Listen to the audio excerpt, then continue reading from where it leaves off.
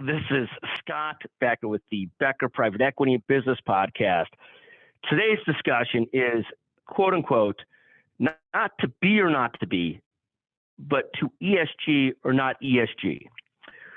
So one of the fascinating that's happened in our culture is you have people, and the most recent example is Larry Fink.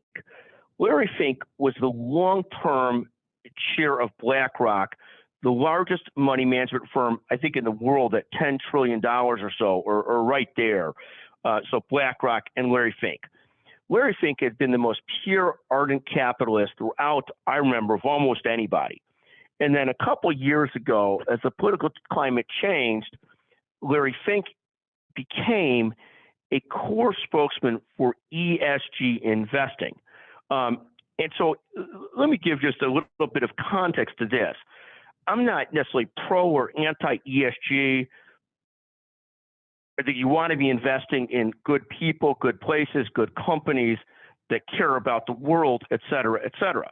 At the same time, you also get caught in this ESG investing of constantly judging what's an ESG company or not.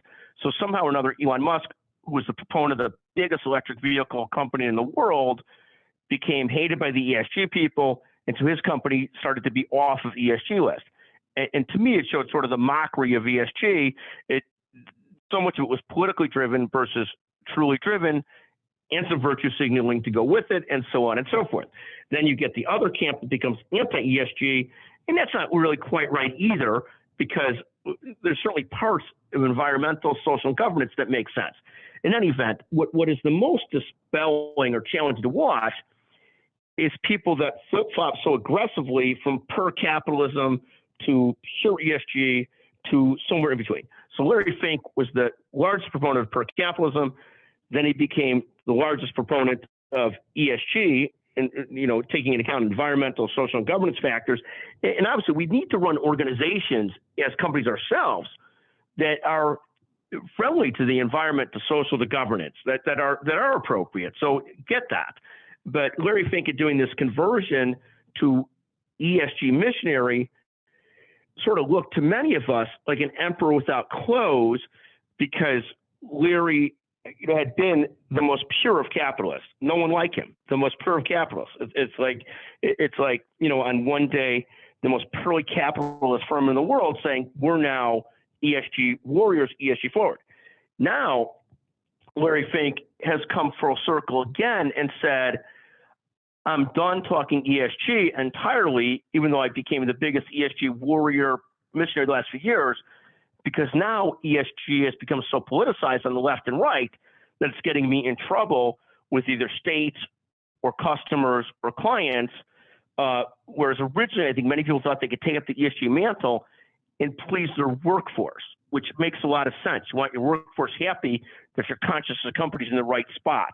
But I think what people are finding is they're trying to measure the fact that their workforce has multiple different political attitudes, that their customers have multiple different political attitudes, and increasingly some of these companies trying to stay away from things that are more politically controversial than they have to be.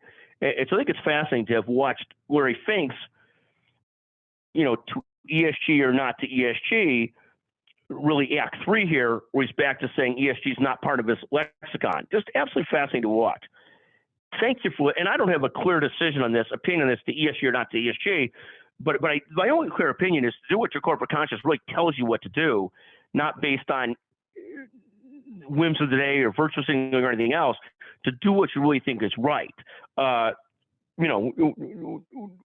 law firm that I'm a part of is very aggressively pro DEI efforts, but I think it's truly their perspective that that's really the right way to play versus trying to virtue signal, which are very different things. And everybody's had different perspectives on all these things. But I think this concept of to ESG or not to ESG, I think is fascinating. And, Larry Fink's the greatest fascinating person to watch, this per capitalist to ESG warrior back to sort of shelving the discussion of ESG.